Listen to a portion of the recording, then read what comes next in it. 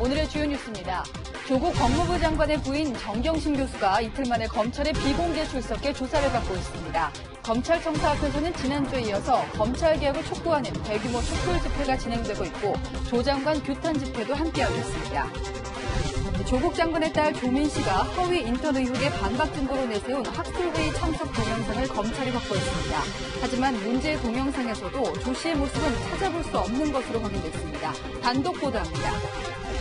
이춘재가 자신이 저질렀다고 자백한 화성 8차 사건의 법인 윤모 씨는 소아마비로 왼쪽 다리를 거의 쓰지 못했던 것으로 파악됐습니다. 당시 윤 씨와 함께 생활했던 이들은 이런 다리로 윤 씨가 담을 넘어 범행했다는 게 이해되지 않는다고 주장했습니다. 단독 보도합니다. 미국과 북한의 비핵화 실무 협상이 조금 전 스웨덴 스톡홀름에서 시작됐습니다. 회담장은 외부인의 접근이 차단된 바닷가 시설에 마련됐습니다. 하노이 노딜 회담 이후 7개월의 공백을 메울 진전이 있을지 주목됩니다. 네, 뉴스의 조수빈입니다. 조국 장관 관련 수사가 새 대결 양상으로 치닫고 있습니다. 현재 서초동 일대는 집회에 참여한 인파로 북적이고 있는데요. 대검찰청과 서울중앙지검 앞에선 검찰개혁과 조국 장관을 지지하는 대규모 촛불 집회가 열리고 있습니다. 자, 집회 상황은 잠시 후에 알아보도록 하겠습니다.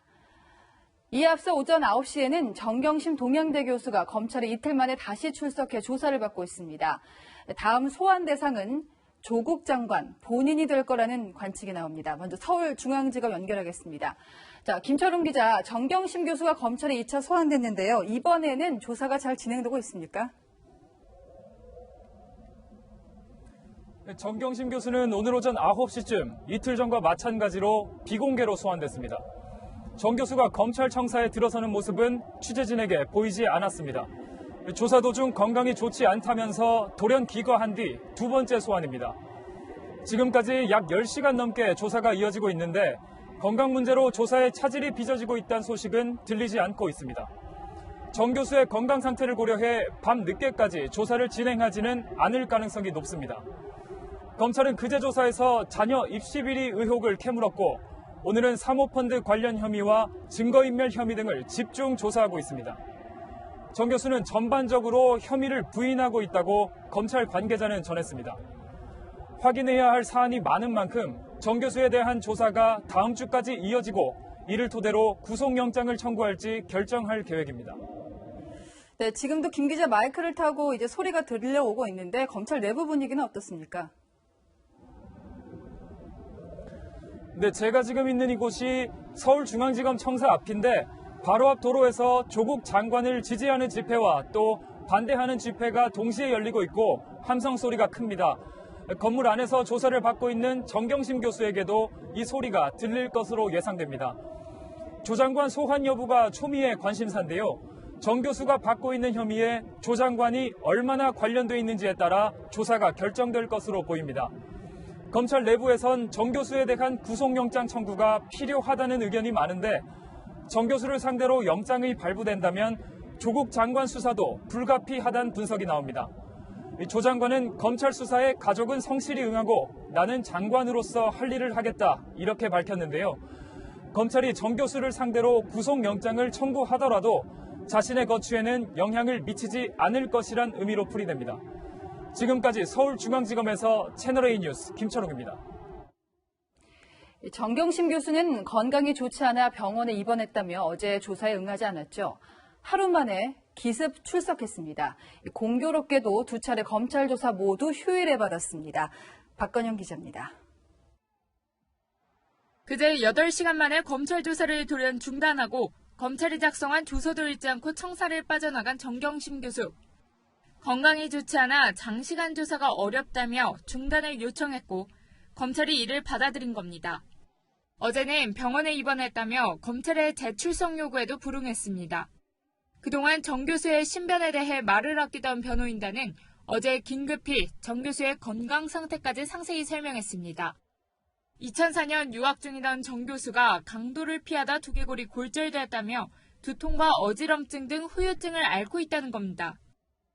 오른쪽 눈을 실명한 정 교수는 그제도 안대를 하고 검찰에 출석했습니다. 딸 조민 씨도 라디오 인터뷰를 통해 직접 정 교수의 건강 문제를 강조하기도 했습니다.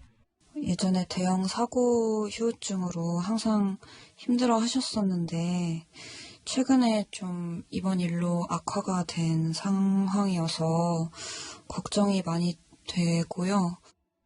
이처럼 건강 문제로 조사가 늦춰질 거라는 예상과 달리 정 교수는 이틀 만에 다시 출석한 겁니다. 공교롭게도 두 차례 조사 모두 대규모 집회가 열리는 휴일에 이뤄졌습니다. 집회 날짜에 맞춰 출석해 조 장관 지지층의 지원을 받으려는 속내가 작용했을 가능성도 있다는 분석이 나옵니다. 건강 문제로 늦춰질 것으로 예상됐던 정 교수에 대한 조사가 속도를 낼지 주목됩니다. 채널A 뉴스 박건영입니다. 네, 정 교수가 있는 서울중앙지검 바로 앞에는 검찰개혁을 요구하는 시위대의 목소리가 울려 퍼지고 있습니다. 현장 연결하겠습니다. 자, 황아람 기자, 집회가 시작된 것 같은데요. 상황 전해주시죠. 네, 잠깐 제 뒤를 함께 보실까요? 지금 수많은 인파가 검찰개혁을 외치면서 함께하는 모습을 보실 수 있으실 겁니다. 검찰의 심장부라고도 할 수 있는 이곳 서울 서초역 사거리에서 수많은 사람들이 함께 외치고 있는 상황입니다. 조금 전인 오후 6시부터 군집회가 시작되는데요. 촛불 집회는 저녁에 예고됐지만 많은 사람들이 이른 아침부터 돗자리를 깔고 자리를 잡았습니다. 사전 집회부터 분위기가 달아오르더니 지금은 왕복 8차선 도로가 참가자들로 가득 찼습니다. 부산과 대구, 광주, 강릉 등 전국 각지에서 버스를 대절해서 올라온 참가자들도 눈에 띄었는데요. 오늘은 아예 사거리를 통째로 쓰면서 지난주보다 집회 범위가 더 넓어졌습니다. 사거리가 광면으로는 대형 스크린과 무대가 설치됐습니다. 현재 참가자들은 조국 수호 검찰개혁, 그리고 우리가 조국이다라고 적힌 피켓을 흔들면서 함성을 지르고 있습니다. 공수처 철시, 특수부 폐지, 정치검찰 척결 등의 구호를 외치는 소리도 들을 수가 있는데요. 대형 태극기를 머리 위로 파도 타기에서 옮기거나 동시에 소등을 하는 단체 퍼포먼스도 하고 있습니다. 오늘 촛불 집회는 개천절 광화문 집회와 세대결 양상을 보이고 있는데요. 당분간 주말마다 이곳 서초동에서는 검찰개혁과 사법개혁을 외치는 집회가 이어질 전망입니다. 지금까지 서초역 검찰 촛불 집회 현장에서 채널A 뉴스 황아람입니다. 자, 그런데 서초동 다른 한편에서는 맞불 집회가 열리고 있습니다. 만일의 사태에 대비해 차단벽까지 설치됐습니다. 집회 현장 다시 연결합니다. 자, 우현계 기자, 차단선을 기준으로 완전히 다른 모습이 펼쳐지고 있죠. 예, 제 뒤로 보이는 조국 장관 지지 집회 장소 뒤편에는 경찰이 폴리스라인과 차단벽을 설치를 했는데요. 바로 조국 장관을 규탄하는 보수단체의 맞불 집회가 펼쳐지고 있기 때문입니다. 오늘 낮부터 진행된 양측의 집회는 신경전 속에 진행됐습니다. 진보단체가 주최한 집회 참가자들은 노란 풍선과 피켓을 들고 목소리를 높였습니다.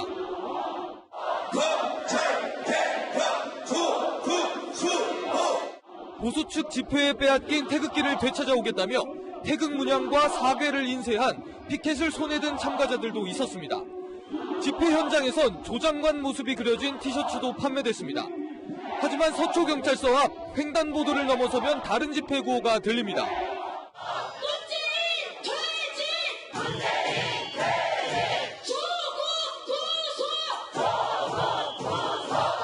우리공화당 등 보수단체가 주최한 집회 참석자들은 서울 성모병원 앞까지 8차선을 채웠는데요. 주최 측은 감옥에 갇힌 조 장관과 문재인 대통령 모습을 연출했고 처벌을 내리는 모습도 선보였습니다. 양측에서 욕설과 고성이 오가며 일촉즉발의 상황이 펼쳐지기도 했는데요. 경찰은 충돌에 대비해 88개 중대 5천여 명을 배치했습니다. 지금까지 서초동 집회 현장에서 채널A 뉴스 우현기입니다.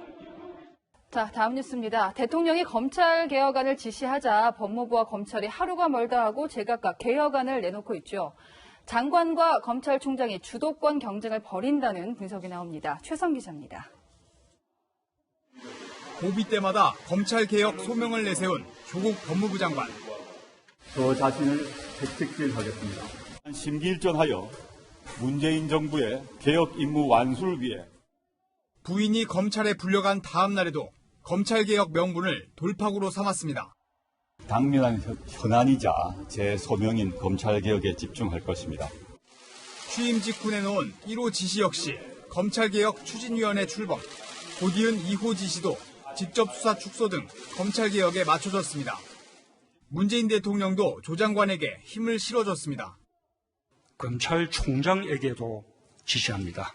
국민으로부터 신뢰받는 권력기관이 될 수 있는 방안을 조속히 마련해 제시해 주길 바랍니다.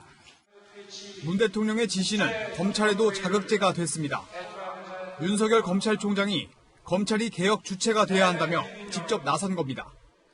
서울중앙지검 등 3곳을 제외한 전국 검찰청의 특수부 폐지, 파견검사 전원 복귀 방침 등을 먼저 내놨습니다. 조 장관 부인 정경심 교수의 비공개 소환이 논란된 직후인 어제는 공개 소환 전면 폐지도 선언했습니다. 검찰개혁은 과감하게 추진하면서 조 장관 일가 수사는 원칙대로 진행하겠다는 뜻으로 풀이됩니다. 그러자 이번에는 법무부 검찰개혁위가 어제 예정에도 없던 회의를 열고 서울중앙지검 특수부 축소안을 통과시켰습니다.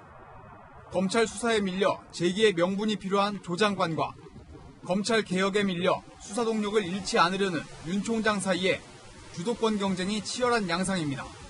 채널A 뉴스 최선입니다.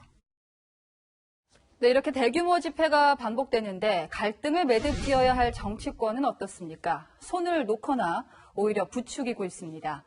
국민이 거리 정치로 내몰리는 현실, 강병규 기자가 짚어봅니다. 자유한국당은 서초동 촛불 집회를 반제 데모로 폄하하며 다음 주말에 또 한 번 대규모 장외 집회를 열기로 했습니다. 검찰 압박 집회는 대통령이 사실상 진두지휘하고 더불어민주당이 뒤에 숨어 군불대는 집회입니다. 우리는 이런 것을 관제 데모라고 불러야 하지 않겠습니까?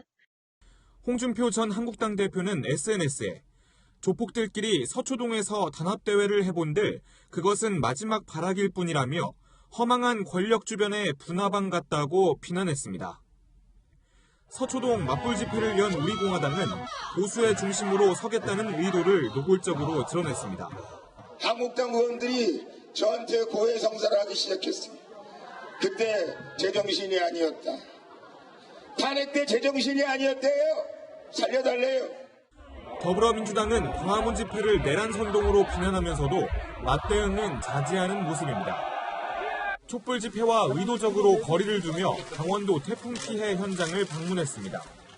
빨리 복구 가능할 수 있도록 내일 바로 당정 협의를 갖도록 그렇게 하겠습니다.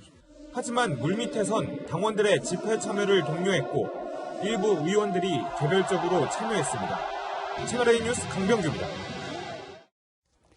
조국 장관의 딸 조민 씨는 허위 인턴 증명서 의혹에 대해서 서울대가 주최한 국제학술대회에 참여했던 동영상을 찾았다며 반박에 나섰죠. 일단 채널A가 지금까지 취재한 바로는 검찰이 확보한 동영상에는 조민 씨가 등장하지를 않습니다. 인턴에 참여했음을 입증할 수 있는 근거가 따로 있는 걸까요? 최주영 기자입니다. 조국 법무부 장관의 딸 조민 씨는 2009년 5월 1일부터 보름간 서울대 공익인권법센터에서 인턴 활동을 했다고 주장하고 있습니다. 인턴을 하고 나서 받은 것을 학교에다가 제출했습니다. 위조를 한 적도 없습니다.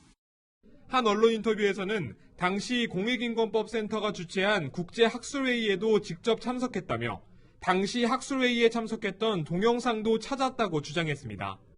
그런데 법조계와 서울대 등에 따르면 검찰도 조 씨가 인턴 활동 증거로 언급한 당시 학술대회 동영상을 확보한 것으로 전해졌습니다. 하지만 해당 동영상에는 조 씨가 등장하지 않는 것으로 알려졌습니다. 당시 함께 인턴 활동서를 발급받은 장영표 단국대 교수의 아들과 조 장관 친구 아들은 등장하지만 조 씨 모습만 보이지 않은 겁니다. 장 교수 아들과 조 장관 친구 아들은 검찰 조사에서 단 한 번 학술회의에 참석하고 15일짜리 인턴 활동 증명서를 받았다고 시인하며 당시 학술회의에서도 조 씨를 본 적은 없다고 진술했습니다. 조 씨가 인턴 활동 증거라고 내세운 학회 동영상이 거꾸로 조 씨의 허위 인턴 증명서 발급 정황으로 해석될 가능성이 커졌습니다. 채널A 뉴스 최주현입니다.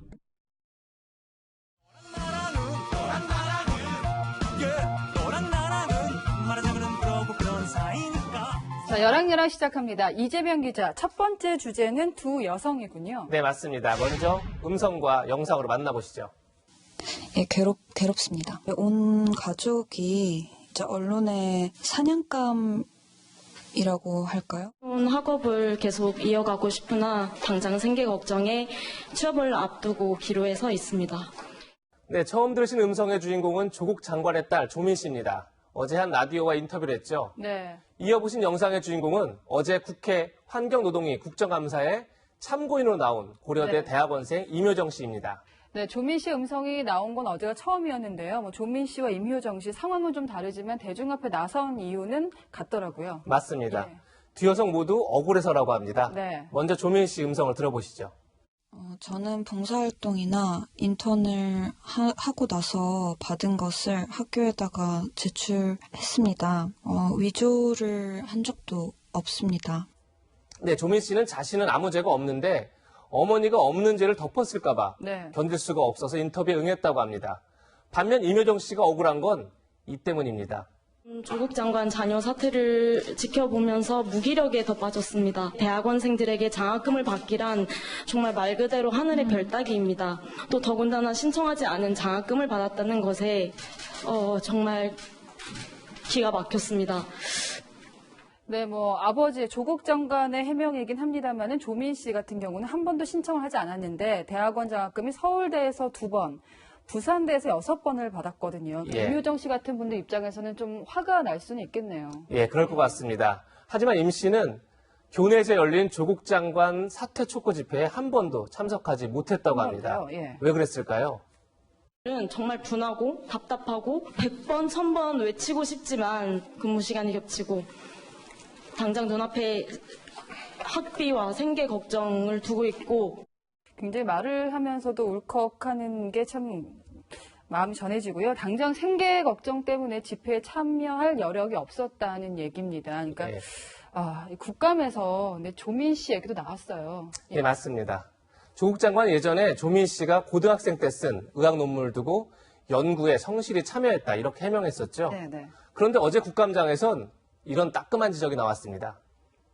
본인이 무식해서 그런 분야에 너무 알지 못해서 그런 거니까 참 안타깝다고 생각합니다.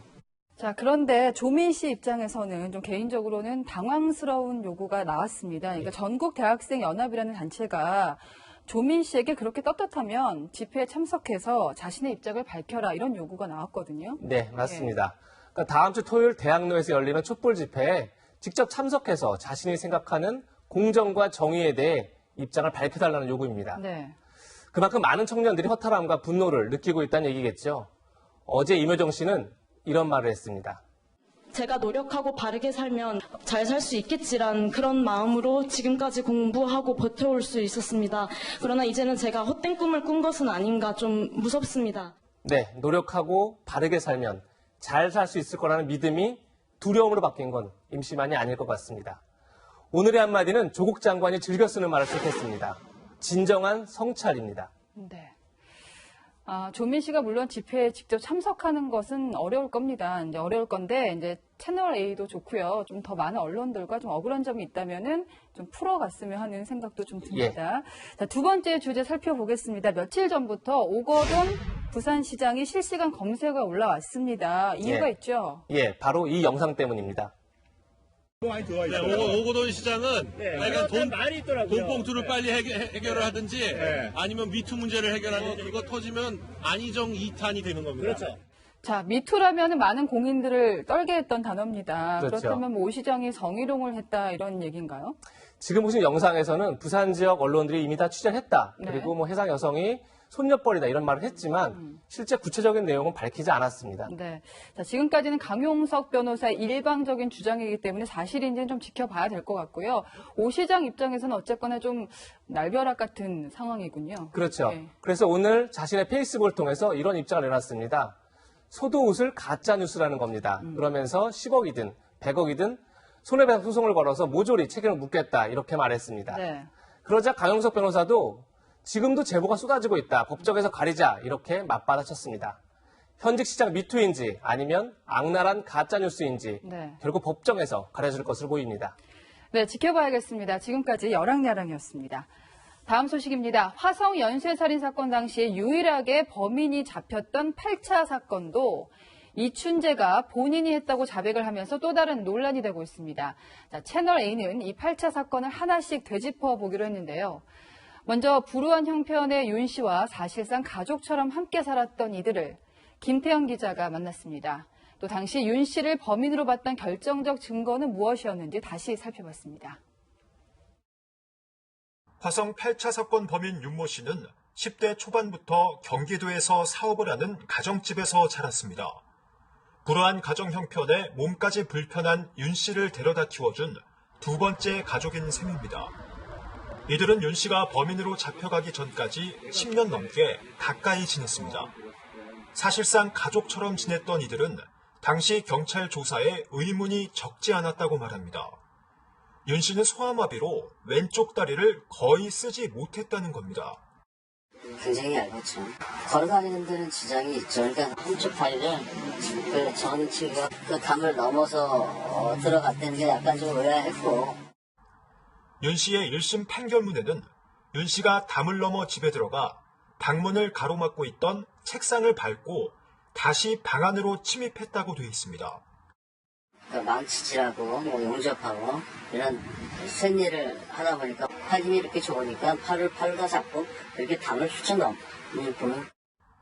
범인 윤 씨 검거의 핵심 증거였던 채모 분석 결과에도 의문점이 제기됐습니다. 당시 국가수 관계자는 채널A와의 인터뷰에서 방사성 동위원소 분석 검사에서 티타늄 성분이 나왔다는 건 철과 관련된 일을 하는 사람이 범인이라고 볼 수 있는 수준이라고 밝혔습니다. 채널A 뉴스 김태형입니다. 네, 윤 씨는 과거에도 억울함을 호소했습니다만 최근에도 내가 언제 범행을 인정했냐며 검찰에 결백을 주장한 것으로 알려졌습니다. 이어서 이지훈 기자입니다. 8차 사건의 범인 윤모 씨는 엄마, 형이라고 부를 정도로 자신을 잘 아는 이들에게 줄곧 억울함을 호소했습니다. 네가 했지 않느냐, 거기 갔지 않느냐, 막 이제 그런 말을 하니까 겁이 나서 무서워서 그랬다고 그러더라고. 나는 하지 않았는데 왜 그랬는지 모르겠다. 이거 울면서 그러더라고. 2000년대 초반까지 윤 씨가 수감됐던 교도소를 찾아 면회했지만 이후로는 연락이 끊겼다고 말했습니다. 또 무기징역으로 복역하다 감형돼 지난 2009년 윤 씨가 출소한 것도 이번에 알았습니다. 어디 아파서 죽었나 살았나 이제 얘 나오는 거 알았으면 어떠한 수단을 써서라도 찾아봤지. 경찰은 8차 사건도 자신이 저질렀다는 이춘재의 자백을 확인하려고 최근 윤 씨를 만난 걸로 알려졌습니다. 윤 씨는 경찰에게 내가 언제 범행을 인정했나 당신들이 인정했지 라고 말한 걸로 전해졌습니다. 30년 전 8차 사건의 진범이 누구인지 밝혀내는 게 이춘재 자백의 신빙성을 가늠하는 주요 잣대가 될 걸로 보입니다. 채널A 뉴스 이지훈입니다. 네, 사건의 이면을 풀어보는 백브리핑 정책사회부의 최석호 차장 나왔습니다. 자, 이춘재가 14건의 살인을 추가로 했다. 우리가 이제 채널A에서 단독으로 보도를 했는데 이번에는 8차 사건, 이 범인이 잡힌 줄 알았잖아요. 근데 이것도 내가 한 거라고 진술을 했다면서요? 그렇습니다. 경찰 조사에서 영화 같은 일이 있었습니다. 오은실 형사님 맞나요? 왜? 여기 되게 이뻐요. 그쵸? 주둥이 다물어라. 머리는 왜 이렇게 짧게 했어요? 길면 섹시할 것 같은데. 네, 자백하기 전에 이춘재는 여성 프로파일러의 손을 뚫어져라 봤습니다. 네. 그리고 이런 얘기를 합니다. 손이 참 예쁘시네요. 손 좀 잡아봐도 돼요? 저 소름이 돋는데요. 이런 얘기를 뭐 하러 하는 건가요?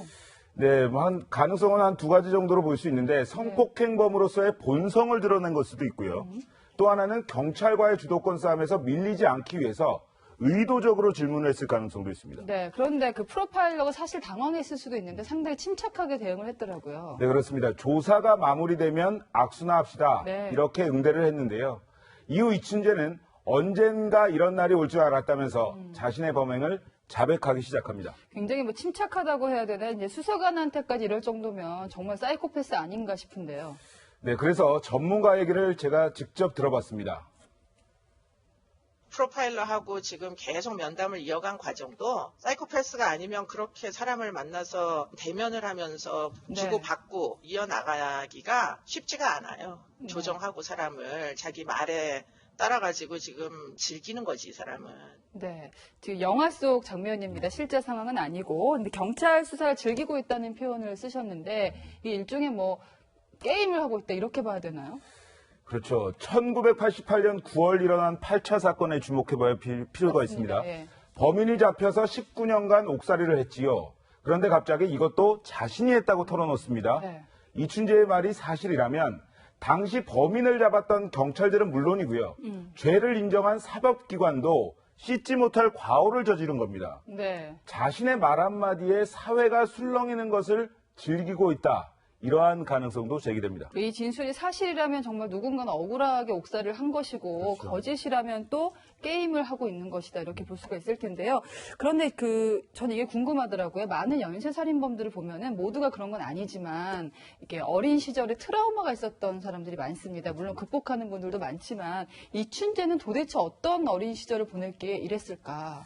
이춘재 이렇게 주장을 합니다. 초등학생 시절에 네. 동네 누나에게 성폭행을 당한 적이 있다. 이렇게 진술한 것으로 알려졌는데요. 예. 왜곡된 성 경험이 범행에 영향을 줬을 가능성도 제기가 됩니다. 네. 사례가 있었습니다. 예. 서울 서남부 지역에서만 13명을 살해한 정남규는요. 아동 시절 성적 학대를 당했다고 주장을 했고요. 희대의 연쇄살인마 유영철도 어릴 때부터 성매매 여성들의 성관계 장면을 훔쳐봤다고 말했습니다. 네. 뭐 어릴 때 트라우마가 꼭 이런 결과를 낳는다는 건 아니지만 이런 경향이 있더라. 이제 이춘재의 주장을 짚어봤고요. 궁금한 게 아까 그 유영철 나왔잖아요. 네. 유영철이 제가 알기로는 사이코패스로 진단을 받았었는데 이게 뭐 단순히 이상하다 이 정도 가지고는 아니잖아요. 그렇죠. 사이코패스 판정을 받았습니다. 네. 이게 어떻게 되나 PCLR이라고요. 사이코패스 체크리스트가 있습니다. 20개의 질문들이 있는데 여기에다가 답을 하는 겁니다. 네, 뭐 살인 성범죄로 처벌을 받았냐, 남에게 해를 끼치고 죄책감을 느끼느냐, 동시에 여러 명과 성관계를 하거나 성매매를 일삼느냐, 뭐 이런 질문들이 있네요. 그렇죠. 각 문항에 대해서요. 이제 점수를 매기는데 그렇다고 답하면 2점, 아마도 그렇다면 1점, 예. 아니다라고 하면 0점을 주는 건데요. 정도가 있군요. 그렇습니다. 40점 만점에 25점을 넘으면 우리나라에서는 사이코패스로 분류가 됩니다. 네, 그렇다면 이춘재는 지금 검사를 했습니까? 검사했으면 몇 점일까요? 네, 한 것으로 알려져 있는데 네. 아직까지 그 부분까지는 취재가 안 됐습니다. 네. 그런데 대신에 흉악범들의 검사 결과를 그래서 제가 가지고 왔는데요. 유영철 38점이었습니다. 높네요. 네. 8살 소녀를 성폭행하고 장기를 훼손한 조두순이 29점이었고요. 연쇄살인범 강호순이 27점, 네. 어금니 아빠 이영학은 25점으로 사이코패스라고 결론 났습니다. 예. 자, 백브리핑이었습니다. 뉴스데이 조수빈입니다. 미국과 북한이 7달 만에 다시 만났습니다. 비핵화 실무 협상, 이번엔 진전이 있을지 스웨덴 스톡홀름에서 김윤종 특파원입니다. 지금 제 뒤로 보이는 이 길을 따라가면 북미 실무회담 건물이 나오는데요. 스웨덴 정부는 경찰 병력을 배치해 취재진을 비롯한 외부인의 접근을 막고 있습니다. 스웨덴 정부가 제공한 회담장은 북한 대사관 근처에 마련됐습니다. 김명길 대사 일행은 10분가량 차를 타고 이동했습니다. 오늘 미국 측이 어떤 조건을 기대하고 계십니까? 한 말씀 해주십시오. 이거 봅시다. 지난 1월 북미 협상 때 외부에서 잘 보이지도 않는 산속에 회담장을 마련했던 것처럼 스웨덴 정부는 이번에도 인적이 드문 바닷가 시설을 제공했습니다. 예비 협척이 열린 어제부터 삼엄한 경비가 펼쳐졌습니다. 이런 가운데 시사주간지 타임은 북한의 SLBM 위험성을 참모진이 상세히 경고했지만 트럼프 대통령은 아무 관심을 보이지 않았다고 전했습니다. So we're dealing with North Korea. They want to meet, and we'll be meeting with them. 북미가 7개월 공백을 메우고 비핵화 협상 결과를 내놓을지 주목됩니다. 스톡홀름에서 채널A 뉴스 김윤종입니다. 네, 축제 현장과 너무나 다른 전쟁터 같은 홍콩입니다. 시위대에 마스크 착용을 금지하는 복면 금지법은 시민 반발에도 불구하고 오늘부터 시행에 들어갔는데요. 어젯밤에는 14살 소년이 경찰이 쏜 총에 맞았습니다. 나흘 전 18살 고교생이 가슴에 실탄을 맞은 이후 벌써 두 번째입니다. 출구가 보이지 않는 현장, 정다은 기자가 취재했습니다. 흰색 티셔츠를 입은 남성이 자신을 둘러싼 시위대를 향해 권총 방아쇠를 당깁니다. 사법경찰인 그가 쏜 총탄에 맞은 이는 14살 소년으로 허벅지에 중상을 입은 것으로 알려졌습니다. He fired one shot in self-defense. A rioter then threw a petrol bomb at him, and he was on fire. 18살 소년에 이어 더 어린 14살 소년까지 경찰의 총격에 부상을 입자 민심은 들끓고 있습니다. 국경절 행사 이후 시위 현장에선 경찰이 실탄총을 들고 진압에 나선 모습도 자주 포착되고 있습니다. 여기에 홍콩 정부는 오늘부터 시위대의 복면 착용을 전면 금지했습니다. Hong Kong police, they also wearing the mask when they are doing their job, and they don't show them the pass and their. 분노한 시위대는 지하철역을 파괴하는 등 거칠게 저항하고 있어 유혈 사태는 걷잡을 수 없이 확산되고 있습니다. 채널A 뉴스 정다은입니다. 환상의 타이밍, 동작의 효과가 가장 크게 나타나는 순간, 때맞춤, 적기를 뜻하는 표현입니다. 때마침 검찰이 공개 소환을 폐지하기로 하면서 포토라인도 26년 만에 사라질 것으로 보입니다. 노란 삼각형 안에 선 사람은 유죄다, 이런 심증을 없애기 위해서입니다. 자, 그런데 여기서 포토라인이 사라진 타이밍에 주목해봅니다. 적폐 수사 때도 존재했던 포토라인이 하필 장관 가족을 수사하는 와중에 없어지게 된 겁니다.